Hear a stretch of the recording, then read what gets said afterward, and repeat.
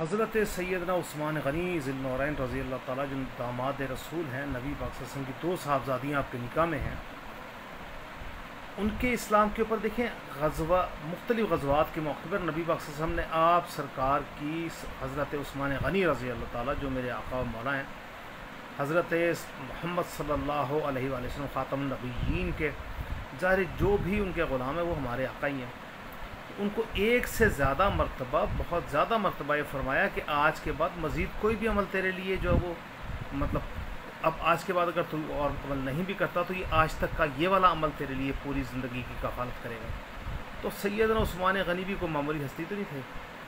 پھر اب وہی بات ہے کہ اگر مد مقابل آنے سے پورا کا پورا گروہ ہی جو ہے وہ گمراہ ہو جاتا ہے، تو پھر حضرت طلحہ اور حضرت زبیر بھی عشرہ مبشرہ میں سے ہیں اور نبی پاک صلی اللہ علیہ وسلم کے قرابت دار ہیں۔ حضرت زبیر نبی پاک صلی اللہ علیہ وسلم کے پھپھیزاد بھائی ہیں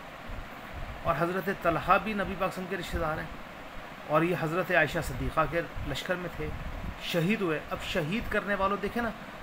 1450 سال کے بعد آپ کیسے فیصلہ کر سکتے ہیں کہ ان میں سے کون سا شخص جو ہے وہ معاملات کو کس طرح لے کے چل رہا تھا؟ کیا وہ واقعی مروان بن حکم نے ان کو شہید کیا یا وہ کس طرح شہید ہوئے؟ لیکن اگر اس لحاظ سے دیکھا جائے تو حضرت علی کرم اللہ وجہ کے لشکر کے خلاف تھے، لیکن عشرہ مبشرہ میں تو وہ تھے۔ تو اب آپ یہ کہیں کہ جی وہ باغی گروہ میں تھے اور باغی گروہ جو وہ جہنمی ہے، کس طرح ممکن ہوگا؟ کیا آپ یہ کہنا چاہ رہے ہیں کہ وہ خالدین ابدا والی بات ہے کہ نار جہنم خالد، یعنی کہ ہمیشہ ہمیشہ جہنم کی آگ میں رہنے والے ہیں؟ کس طرح ہوگا؟ دیکھیں، جب کہ کلمہ گو کے لیے اللہ عز و جل اس کو کسی نہ کسی وقت میں کسی نہ کسی درجے میں اس کو جہنم سے نکال لیں گے، حتیٰ کہ ایک ایسے شخص کو بھی جہنم سے نکال لیا جائے گا جس کے دل میں رائی کے دانے سے بھی کم ایمان ہوگا۔